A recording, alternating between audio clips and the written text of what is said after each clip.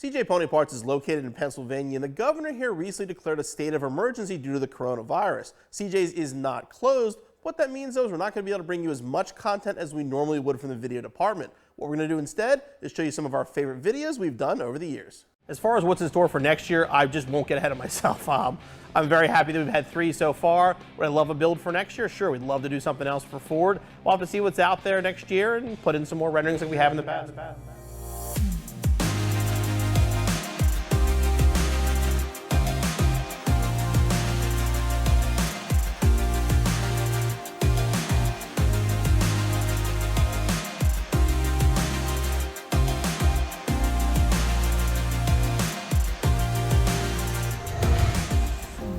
The concept with this car was actually funny. We sort of started, we built the Power Wheels last year as kind of a fun little Christmas thing that we gave away to the Ronald McDonald Foundation.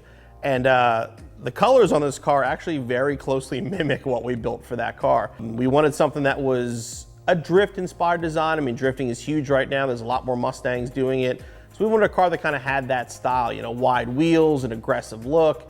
And we made it functional. I mean, it actually has a handbrake on it, and it is perfectly capable of being taken out and run at a drift event, which you do plan on doing in the future with the car. I think this year, the paint is by far my favorite out of the SEMA cars that we've done. Just to have that ghosted American flag in it. Once we kind of nailed down the bronze color with this, it really came out well. My role with the SEMA car this year was to start with the rendering, get it approved by Ford, and then after it was approved, then we went to actually developing the car and working with vendors and trying to get the best pieces for the car. I just love building unique cars. I've always had an interest in building specially designed cars and things to show off what the vehicle can do and show off our work and design. This year was a little different. The stress is kind of at the same levels it's always been, maybe a little less because I kind of knew every aspect of the build this year, knew what I was getting into. Bill had a big role of getting all the parts, figuring out where the parts are, and the struggles of, oh, we don't have this part yet, we're getting the part. And for me, just to, when Bill was out there, I had to install the part, figure out the situation if we had one, and just adapt through it, get it done. But it really doesn't change. I mean, there's always time deadlines, there's always that last minute crunch. I'm going on about 4 hours of sleep right now because we were here late last night making sure the car was 100% ready to go for today. I think at first you're going to notice the colors together. After that, definitely the hood.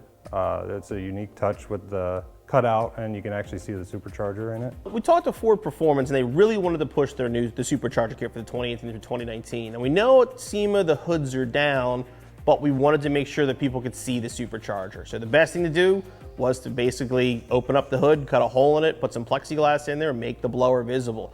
You know, it's something Chevy did with the ZR1, and I gotta give credit to VMP. They did it a couple years ago with their SEMA build, and it just worked out great. I mean, the blower is front and center with the hood down. You can see it clear as day, and I think the hood just turned out amazing. It's probably one of my favorite design features of the car.